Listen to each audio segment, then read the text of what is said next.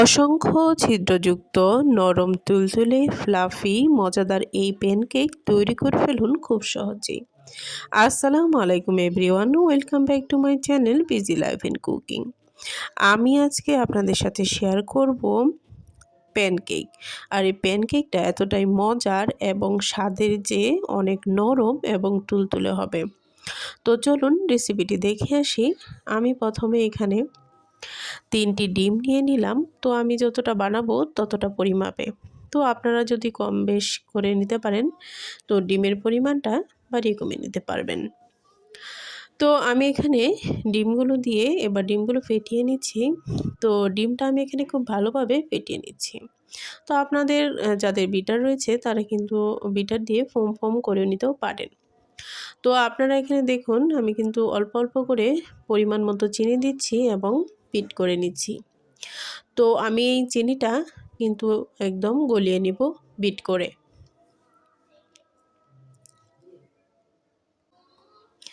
এবার আমি এখানে দিয়ে দিলাম পরিমাণ মতো একটু লবণ। তো লবণ দিলে কিন্তু মিষ্টিটা একটু কড়া হয়। তো এবার আমি এখানে আটা ব্যবহার করেছি। আপনারা কিন্তু ময়দা দিয়েও করতে পারেন। তো আমি এখানে হাতের কাছে আটা ছিল, আটা দিয়ে তৈরি করেছি। তো দেখুন আমি এখানে অল্প অল্প করে আটা দিয়ে ব্যাটারটা গলিয়ে নিচ্ছি। এবার আমি এখানে দিয়ে দিলাম অল্প একটু তেল। তো এবার তেল দিয়ে আমি ব্যাটারটা দিয়ে খুব ভালোভাবে বিট করে নিব।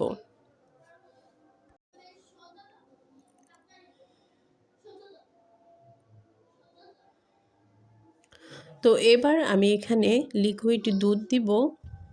তো নর্মাল টেম্পারেচারে দুধটা দিয়ে আমি এখানে গুলিয়ে নিব। তো আপনারা এখানে দেখেছেন আমি কিন্তু কোনো পানি ইউজ করি নাই। তো এভাবে যদি আপনারা পানি ইউজ না করে বানান তাহলে কিন্তু একদম পারফেক্ট এবং খেতে খুবই মজার হবে। তো এবার দুধটা দিয়ে আমি খুব ভালোভাবে বিট করে নিব।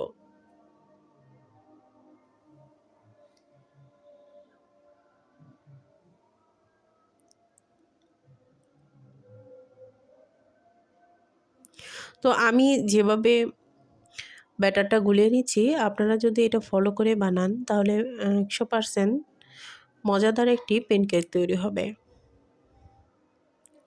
তো আমার ভিডিও যদি আপনাদের কাছে ভালো লাগে অবশ্যই কমেন্টে জানাবেন, লাইক করবেন এবং সাবস্ক্রাইব করতে ভুলবেন না। তো আমি এখানে দিয়ে দিলাম সামান্য পরিমাণ বেকিং পাউডার। তো দেখুন আমার ব্যাটারটা তো একদম পারফেক্ট হয়েছে এবং ব্যাটারটা কিন্তু এরকম হয়েছে।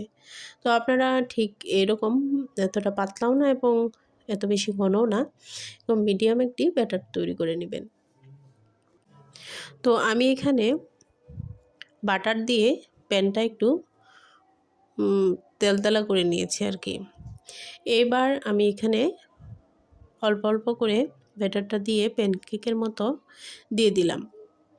তো আবার আমি একটু উপর দিয়ে একটু ঢেকে নিলাম। তো আপনারা যেটা নাও ঢাকতে পারেন। তো দেখুন প্যানকেকটা কতটা সুন্দর হয়েছে এবং আস্তে আস্তে ফুলে উঠছে এবং অসংখ্য হাজার হাজার ছিদ্রযুক্ত প্যানকেক তৈরি হয়েছে এবং কতটা নরম দেখুন, কতটা নরম হয়েছে।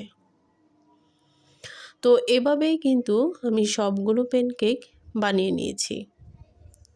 তো আপনারা বাসায় কি খুব সহজেই কিন্তু মজাদার এরকম প্যানকেক তৈরি করে নিতে পারবেন।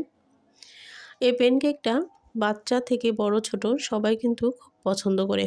আর এরকম মজা করে যদি প্যানকেক তৈরি করেন তাহলে তো আর কোনো কথাই নেই। তো এভাবে উপর থেকে একটু হানি দিয়ে দিলাম। তো দেখুন কতটা লোভনীয় হয়েছে। অবশ্যই ভালো লাগলে লাইক, কমেন্ট, শেয়ার করে দিবেন। আল্লাহ হাফেজ।